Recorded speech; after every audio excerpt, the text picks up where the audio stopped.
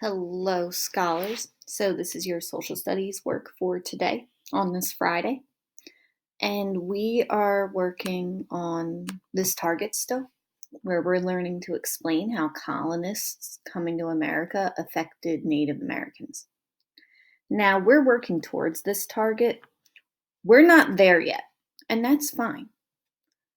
Because remember, we have to be, we have to climb up the ladder first.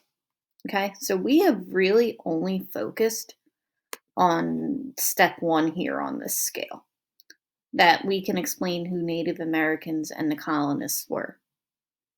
Because we need to know who they are before we can explain about how they affected each other, right?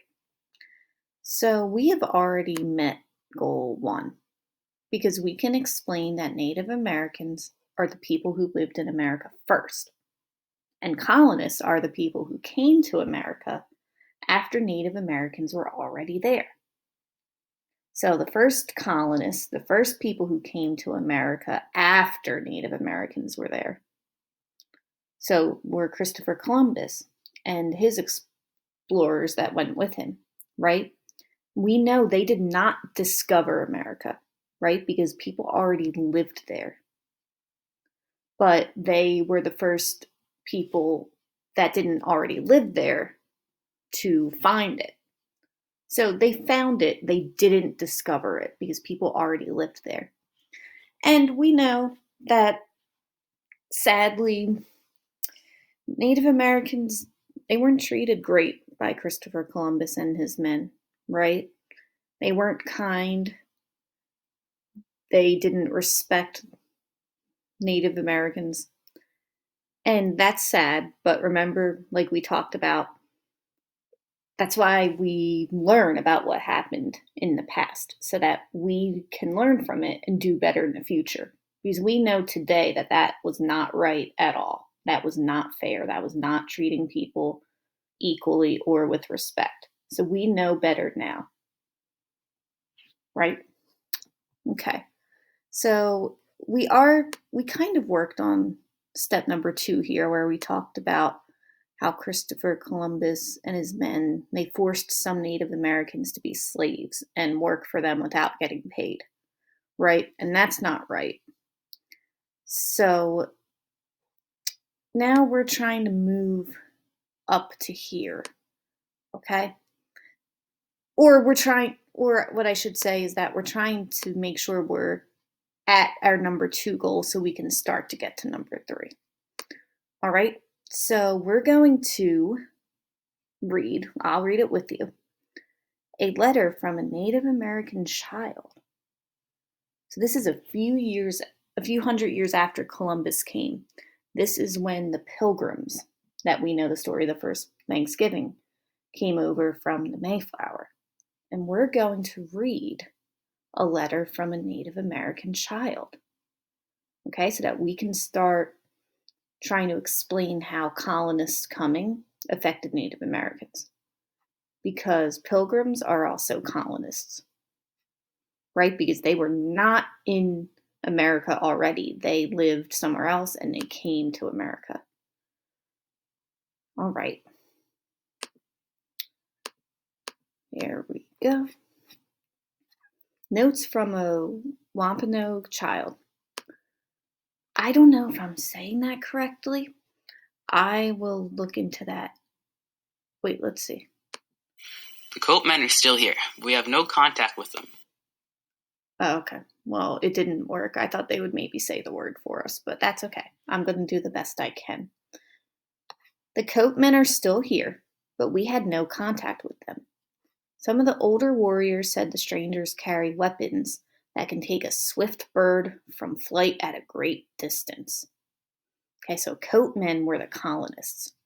That's what Native Americans called them at first, because they had these fancy coats that Native Americans don't have. And as we can see here, they're afraid of the weapons that the colonists have. I wonder what weapons they're talking about here. Maybe you could think of it.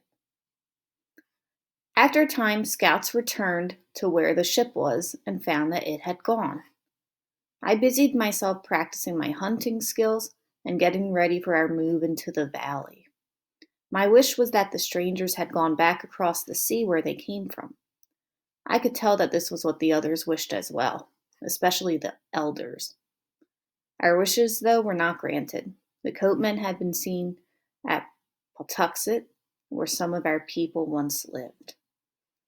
All right, so yeah, they're afraid. That's why they're moving into the valley, because they want to stay away from the colonists. Several years ago, when I was a child, a great sickness came to our people. Many villagers were almost wiped out.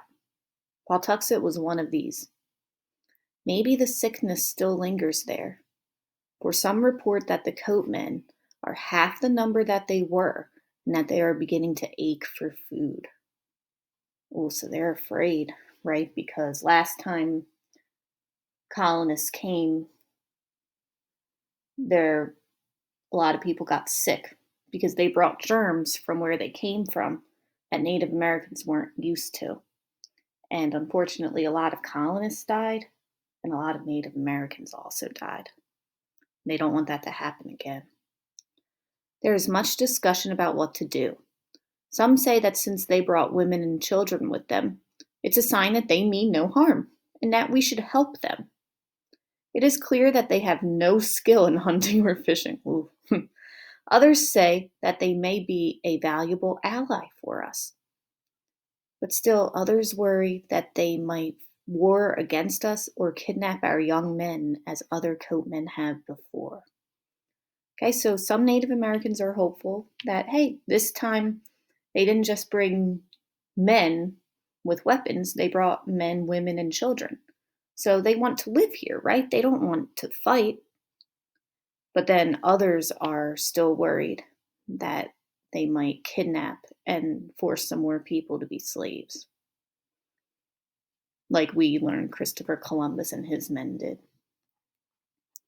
Two men living at Pokanoket with the Sachem Massasoit have lived among the Coatmen and call them English.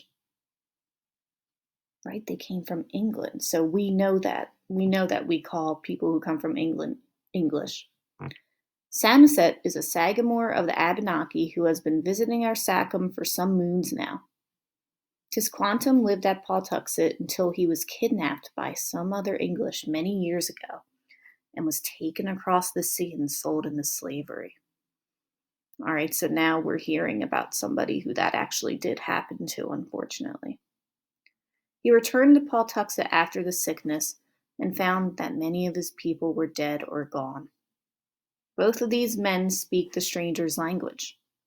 After seeking counsel from his advisors, Massasoit decided to send Samoset to the English to find out why they are here and to see if they intend to live peaceably among us. All right. So that's the end here. And as we hear, there are two men, two Native Americans who are now back in America that were taken as slaves by some other colonists years ago, right? So it makes sense that Native Americans are afraid here. But they're also hopeful that maybe things will be more peaceful this time around. So they did send Samoset to try to talk and see, hey, why are you here this time? Maybe we can create a plan to live together, right? Help each other and get along, live peacefully. Okay? All right, so just from this letter alone, we can name, my bad, here we go. We can name some ways that colonists coming to America affected Native Americans, right? So I would say we're now here where we can definitely explain that, hey, colonists coming to America changed Native Americans, right? Changed the way they had to live. So it did affect them. Now we're going to try to work on explaining how. So you can't just say, yeah, I know that it affected them. No, now you have to give some reasons, okay? We are working towards making our green goal so that we have met our learning target, okay? All right, thank you for listening today. If you have some extra time, you can go on the iReady reading because that is what you are going to do next anyway. All right, thank you for paying attention. We will continue learning about this throughout the next few weeks.